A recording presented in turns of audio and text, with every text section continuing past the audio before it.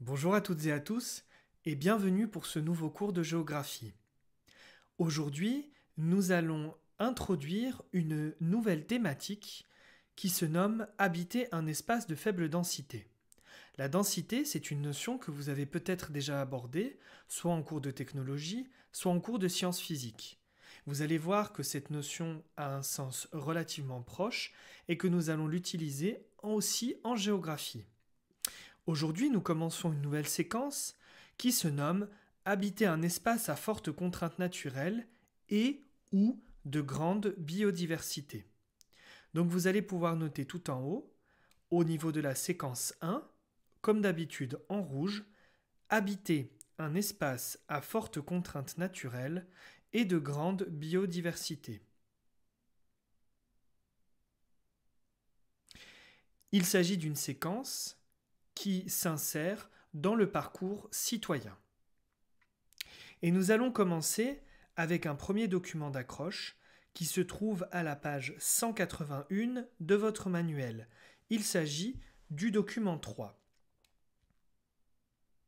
Vous avez donc devant vous une photographie d'un paysage dont le titre est Un habitat nomade. La légende de l'image est la suivante. Durant leur parcours, les Mongols s'installent temporairement dans un lieu et y installent leur yourte. Ces tentes faites de bois et de toiles tissées sont facilement démontables et adaptées à la vie nomade. Donc première des choses, vous voyez déjà que nous allons aborder une étude de cas sur le cas du peuple mongol. J'en profite également parce que je suis sûr, chaque année, lorsque je parle de ce peuple, j'ai droit à des petits rires, à des rictus. C'est normal. Je vais juste remettre les choses au clair. Ce qu'on prend souvent pour une insulte quand on dit à quelqu'un qu'il est un mongol, déjà c'est faux, puisque mongol, c'est le nom du peuple qui vient de la Mongolie. En fait, quand on parle de l'insulte, on dit normalement un mongolien. Et je tiens à vous rappeler qu'il s'agit d'un terme extrêmement péjoratif, puisque c'est un terme qui est employé à la base pour dévaloriser quelqu'un qui souffre d'un handicap qui s'appelle la trisomie 21, ou également appelé syndrome de Down. Je vous prierai donc de ne pas employer ce genre de terme. Je ne sais pas si vous le faites. Je pense que vous êtes suffisamment intelligent pour ne pas le faire. Peut-être que vous ne saviez pas d'où ça vient. Maintenant que je vous l'ai expliqué, vous comprenez bien qu'il s'agit d'un terme extrêmement péjoratif et qu'il n'est pas convenable de l'utiliser.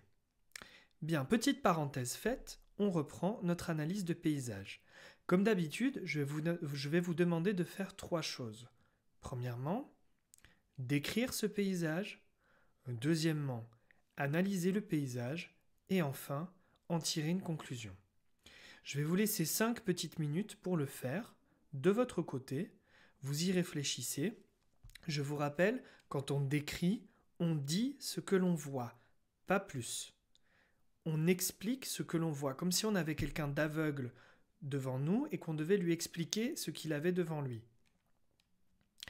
L'analyse, c'est essayer de comprendre ce que l'on voit. Donc on va un peu plus loin que la description.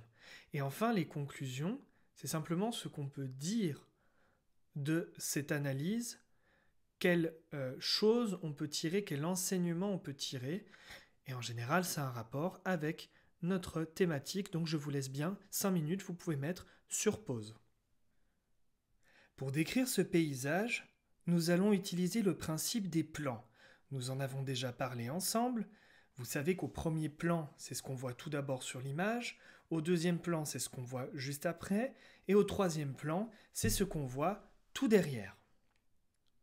Nous voyons donc au premier plan de cette image une grande plaine avec une végétation peu abondante.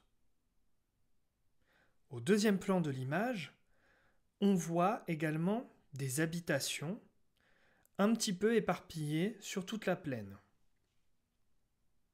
Et enfin, en arrière-plan ou au troisième plan, nous voyons des montagnes enneigées. Maintenant, si on essaye de comprendre ce que l'on voit, donc si on passe à l'analyse. Nous avons dit qu'il y avait une plaine avec peu de végétation. Donc, s'il y a une végétation peu abondante, vous vous doutez bien qu'il va être difficile de nourrir les bêtes. Donc, on peut écrire végétation peu abondante, difficulté pour faire paître les bêtes. Paître, c'est un terme qu'on utilise quand on dit les laisser manger l'herbe toute seule. Deuxième des choses, en ce qui concerne les habitations, il est noté dans la légende de l'image que ces habitations s'appellent des yourtes et qu'elles sont transportables. Donc, si vous vous souvenez bien, c'est une chose qu'on avait déjà vue en histoire quand on a étudié les débuts de l'humanité. Les hommes à une époque transportaient leur maison avec eux et vous voyez que c'est une chose qui existe encore. Mais vous savez utiliser un terme pour parler de ces personnes qui se déplacent par rapport à la nature et qui emportent leur maison avec. On dit que ce sont des nomades. Ils pratiquent donc le nomadisme. On peut donc noter les habitations sont transportables. Ensuite, vous faites une petite flèche et vous notez nomadisme. Enfin, troisième point, on voit, il y a peu de végétation, il y a de la neige, il y a des montagnes, il fait froid, etc. Donc on voit qu'il s'agit d'un espace à forte contrainte naturelle.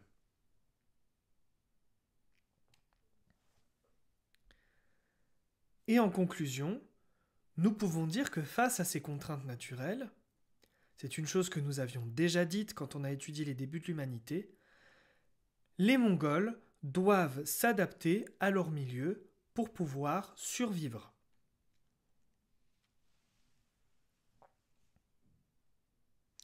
Et cela nous amène à notre problématique générale, qui va être la suivante. Comment les populations font-elles pour habiter des espaces à forte contrainte naturelle et ou de grande biodiversité?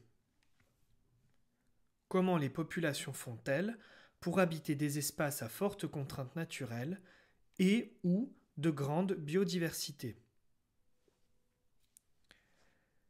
Les objectifs de la séquence, je vous rappelle que vous devez les souligner en rouge. Premier objectif, identifier les différents types de contraintes naturelles. Deuxième des choses, comprendre la différence entre adaptation et transformation face aux contraintes naturelles.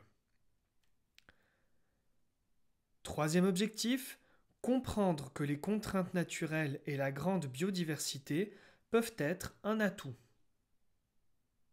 Donc vous avez vu, tous ces objectifs, ce sont des choses que nous allons étudier dans notre séquence. Ça veut dire qu'à la fin de la séquence, vous devez être capable d'identifier les différents types de contraintes naturelles, de comprendre la différence entre adaptation et transformation face aux contraintes naturelles, et de comprendre que les contraintes naturelles et la grande biodiversité peuvent être un atout. Je vous rappelle que si vous connaissez la problématique, si vous savez répondre à la problématique et que vous pensez plutôt que vous êtes capable de faire ce qui est dit dans les objectifs, a priori, c'est que vous avez compris la séquence. Après, nous allons également travailler des savoir-faire, ce qu'on appelle des compétences. Voici les compétences de la séquence. Première compétence, nommer, localiser et caractériser des espaces les uns par rapport aux autres. Deuxième compétence, extraire des informations pertinentes pour répondre à des questions. Troisième compétence, formuler des hypothèses, vérifier et justifier ses réponses. Quatrième compétence, réaliser ou compléter des productions graphiques.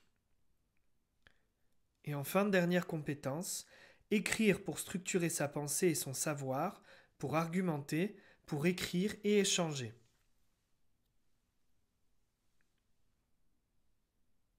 Et ça nous amène à notre première leçon, dont le titre est le suivant. Comment les Mongols s'adaptent-ils aux contraintes du milieu qu'ils habitent, c'est-à-dire un désert froid? Comment les Mongols s'adaptent-ils aux contraintes du milieu qu'ils habitent, entre parenthèses, un désert froid?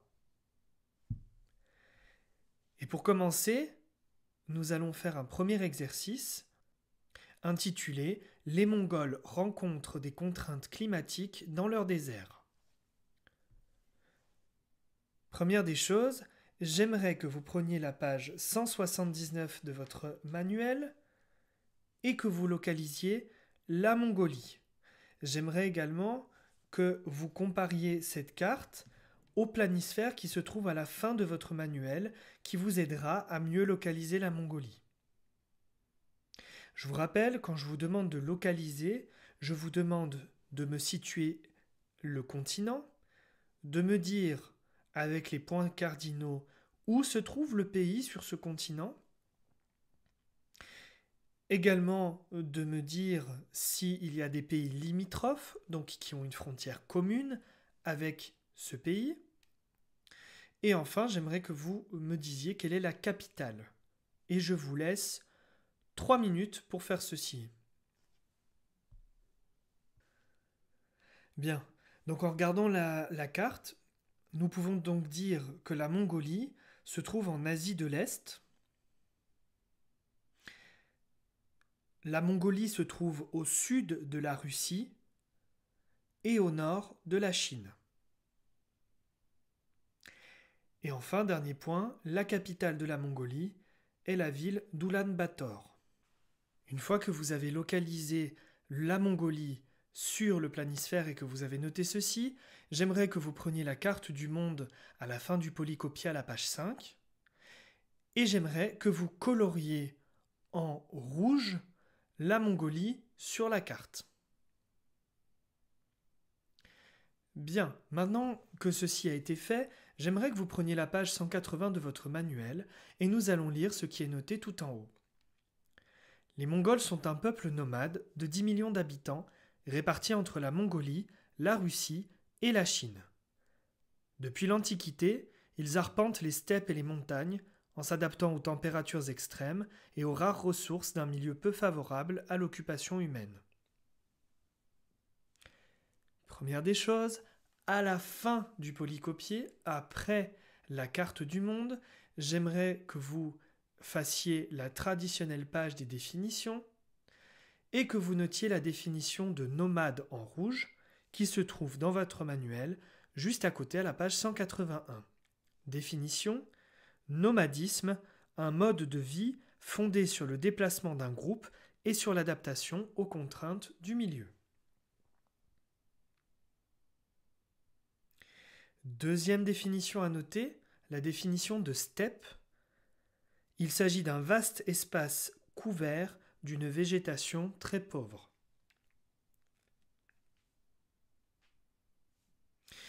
Et maintenant, prenons ensemble le document 1, page 180, ainsi que les documents 3 et 4 de la page 181. Document 1, il s'agit d'une image. J'aimerais que vous essayiez, comme d'habitude, en 2 minutes, dans votre tête, de décrire cette image et d'essayer de voir ce qu'on peut dire. Alors moi, sur cette image, je vois probablement un jeune garçon au premier plan. Il est bien habillé, il a un fusil dans le dos, et derrière lui, il y a un troupeau, donc à l'arrière-plan, il y a un troupeau de rennes, et ils se trouvent tous dans un milieu enneigé. Et sur la légende de l'image, on peut donc lire « Vêtu et équipé pour se protéger des conditions extrêmes, un jeune berger mongol affronte une tempête de neige et les pentes de l'Altaï pour retrouver un renne égaré. » Ensuite, le document 3, nous l'avons déjà décrit et déjà analysé, je n'y reviendrai pas dessus. Document 4, il s'agit d'une carte avec différents figurés qui sont regroupées dans deux grandes catégories. Première catégorie, des contraintes pour l'occupation humaine. On voit un premier figuré, qu'on appelle un figuré de surface, bleu, qui décrit des zones désertiques et froides. J'aimerais que vous essayiez de retrouver sur la carte une zone désertique et froide et que vous la disiez mentalement ou à haute voix. Par exemple, nous avons le désert de Gobi qui se trouve en plein milieu, qui se partage entre la Chine et la Mongolie, mais nous avons aussi le désert du Taklamakan. Ensuite, nous avons un deuxième figuré de surface qui représente les zones montagneuses et qui est de couleur marron. Même chose sur votre carte, j'aimerais que vous essayiez de dire une zone montagneuse qu'on peut trouver dans la région. Par exemple, effectivement, on retrouve l'Himalaya et le plateau du Tibet, que je pense vous connaissez déjà. Et on a également l'Altaï mongol. C'est donc là où se trouve le jeune garçon du document 1, dans cette partie de la Mongolie qu'on appelle l'Altaï. Enfin, on a une deuxième catégorie de figurés également de surface, avec des zones hachurées en vert, qui représentent les zones de peuplement mongol. Vous voyez donc que les Mongols ne vivent pas seulement en Mongolie, mais on trouve leur présence également en Russie, mais aussi en Chine. Maintenant que ceci a été fait, et grâce également à la carte de la page précédente, ainsi qu'à la carte des pages 186 et 187, j'aimerais que vous essayiez de décrire le climat dans lequel le paysage étudié se trouve. Et je vous laisse à peu près 5 minutes pour y réfléchir. La première des choses que nous pouvons dire, après avoir étudié les divers documents, c'est que leur territoire présente plusieurs contraintes. Première contrainte que l'on voit dans le document 3 de la page 181, ainsi que sur le planisphère des pages 186 et 187, l'altitude. Il y a des montagnes. Deuxième chose que l'on peut dire, il y a la pente. C'est quelque chose qui est lié à l'altitude.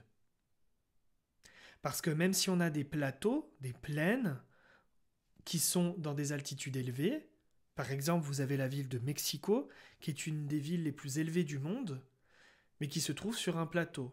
Pourtant, l'altitude est une contrainte, mais il n'y a pas la contrainte de la pente. Là, en plus, on a la contrainte de la pente. Enfin, on voit également sur le document 1 de la page 180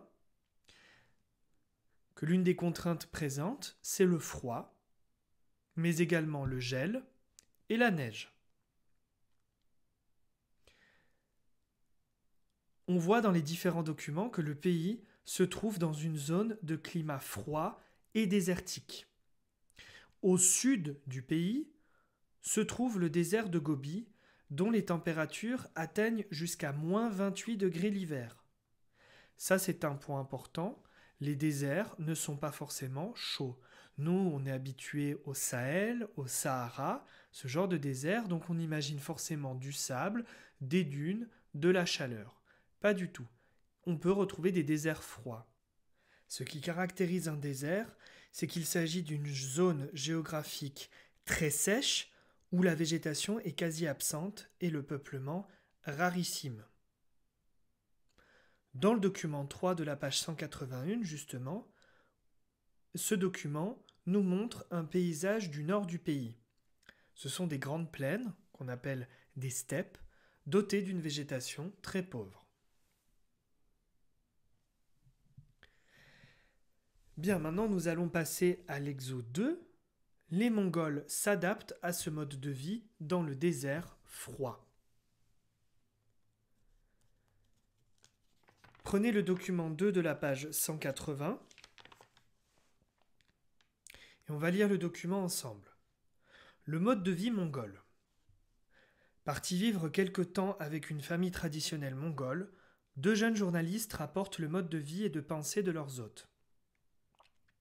Pour rejoindre le camp dans lequel vit la famille Dogoy, il faut quitter la ville et traverser la steppe mongole et des vallées verdoyantes entourées de forêts et peuplées d'animaux sauvages, vautours, marmottes, loups. C'est la nature à l'état brut. Seuls quelques yourtes, des tentes mongoles, ponctuent parfois ce désert vert. On y croise des troupeaux de yaks, des vaches et des chevaux sauvages. Ici, ni route, ni fil électrique, ni téléphone. Les Mongols n'ont pas la même notion que nous des distances et du temps. Pour se déplacer, ils s'orientent grâce aux rivières, aux montagnes et aux arbres. D'ailleurs, quand on demande à Ogi où nous allons, elle nous répond là-bas, près de la rivière. Extrait de La Mongolie à cheval, Géoado numéro 128, octobre 2013. Selon ce document donc, comment les Mongols s'adaptent-ils au désert ? Est-ce que c'est un choix de vie ? Vous pouvez également, pour répondre à cette question, vous aider du document 1 de la page 180. Et encore une fois, je vais vous laisser 5 minutes pour réfléchir à cette question. Commençons par reprendre le document 1. Pour lutter contre le froid, on peut voir que le jeune berger porte des habits différents. D'abord une tunique. Ensuite, on peut voir également qu'il porte des gants et un bonnet épais. Et tout ceci semble être constitué de laine de yak. Vous savez, les yaks, ce sont ces espèces de ruminants, ces espèces de vaches très laineuses avec des longues cornes qui sont typiques de la région. Donc on voit bien justement que la tenue de ce jeune garçon est faite à partir d'un animal qui est élevé par ce peuple. Et on peut voir également que ce peuple pratique le nomadisme pour éviter de se retrouver sans ressources pour se nourrir. Comme c'est difficile de vivre à un seul endroit avec les bêtes, puisqu'il y a sans cesse des contraintes climatiques, on est obligé de se déplacer. À l'époque, quand on avait étudié la vie des premiers hommes, on voyait que les premiers hommes, ils se déplaçaient par rapport aux différentes bêtes qu'ils trouvaient, aux différents troupeaux qu'ils trouvaient. Là, on voit que ces Mongols pratiquent aussi l'élevage. Mais ils sont obligés de se déplacer parce que le pays est immense. Ça, c'est une chose qu'il faut savoir. Le pays, la Mongolie, est très très très grand. La taille du pays, ça fait 2,5 fois la taille de la France. Donc c'est vraiment très grand, en sachant déjà que la France, c'est le plus grand pays d'Europe. Donc vous imaginez 2,5 fois la taille de la France. Imaginez déjà faire Marseille-Lille, c'est long. Alors, prenez la distance Marseille-Lille, vous la multipliez par 2,5. Et imaginez-vous que parfois des gens, ils devraient aller chercher des choses pour nourrir leurs bêtes à 2500 km de là. C'est trop compliqué. Donc qu'est-ce qu'on fait ? On se déplace avec les bêtes. Et on se déplace selon les saisons et selon ce que l'on trouve devant nous.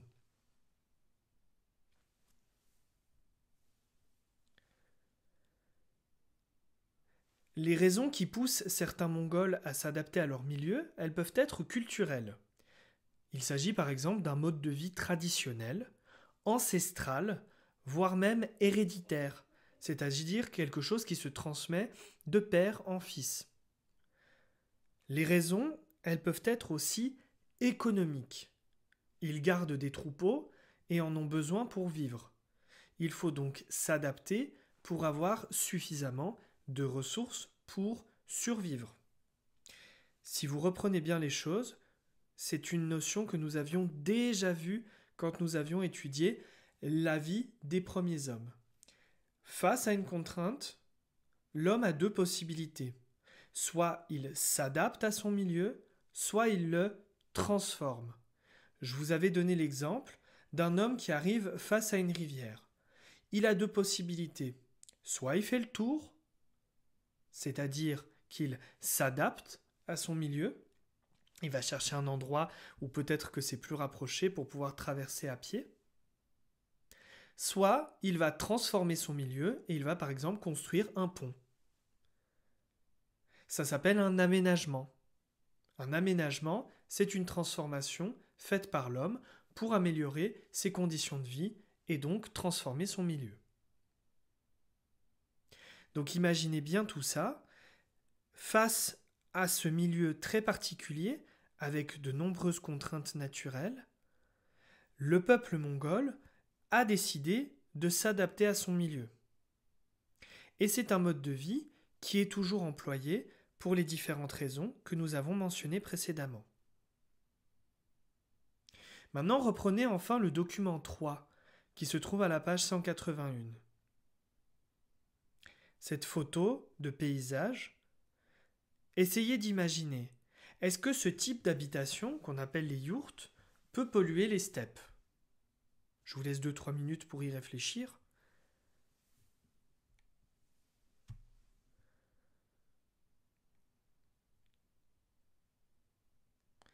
Donc, les nomades mongols s'adaptent à leur milieu sans le transformer. Ils utilisent des habitations qui se transportent facilement, qu'on appelle des yourtes, et ils quittent un lieu avant d'avoir épuisé la nature. Cela a donc un impact très faible. Cependant, s'ils quittent un lieu en laissant leurs déchets, il s'agirait de pollution. Les Mongols ont un impact très faible sur leur milieu de vie. Imaginez qu'ils arrivent à un endroit avec leurs rennes ou avec leurs yaks ou avec leurs chevaux ou avec n'importe quelle bête qu'ils vont élever. Imaginez qu'ils arrivent à un endroit et qu'ils laissent leurs animaux brouter le peu de végétation qui se trouve. Ça veut donc dire qu'ils vont épuiser les sols. Donc ils ne pourront plus revenir à cet endroit-là, avant très longtemps, voire même plus du tout. Ça veut dire que les autres qui passeront après eux ne pourront plus arriver à cet endroit. Ça veut dire qu'ils réduisent aussi leur rayon d'action, leur rayon de vie, les endroits où ils peuvent se déplacer. Cela devient donc plus compliqué. En somme, il s'agit d'une forme de développement durable, puisque je vous rappelle que le développement durable, c'est le fait de se développer maintenant, tout en permettant aux générations futures de se développer aussi comme elles le souhaiteraient. S'ils ne pensent pas à faire attention à tout ce que je vous ai dit précédemment, ils risquent de compromettre le futur de leur peuple. Donc ils doivent faire attention à tout cela. C'est une forme donc de développement durable. Et pour terminer cette séquence, j'aimerais que vous preniez la page 181 et vous voyez en bas un croquis. Il se trouve également dans votre polycopier. Je vais vous demander de faire deux choses. Déjà, je vais vous demander de reproduire les couleurs. Donc vous choisissez un figuré de surface pour la steppe. Rappelez-vous, les figurés de surface sur les croquis, ils doivent aussi avoir un rapport avec ce que vous voyez. Donc, par exemple, ne me faites pas la steppe en bleu. En bleu, c'est généralement l'eau. En vert, c'est plutôt la végétation. Donc réfléchissez bien. Un figuré également pour les montagnes, un figuré pour l'habitat nomade et un figuré pour les troupeaux. Ce croquis est donc une reproduction du paysage du document 3. Et ensuite, vous voyez que les deux catégories de figurés, il va falloir leur donner un titre. Vous allez donc devoir choisir un titre pour chaque catégorie de figurés. Une catégorie, vous allez devoir les nommer les contraintes. L'autre catégorie, vous allez devoir les nommer les adaptations humaines. Essayez de vous souvenir de ce que chacun de ces deux mots veut dire, contrainte et adaptation. Si vous ne vous en souvenez pas, cherchez sur Internet, cherchez dans un dictionnaire, mais ça vous aidera. Quant à nous, je pense que nous avons terminé notre cours. Si vous avez des questions, n'oubliez pas, vous pouvez les poster en commentaire. Moi, j'essaierai d'y répondre.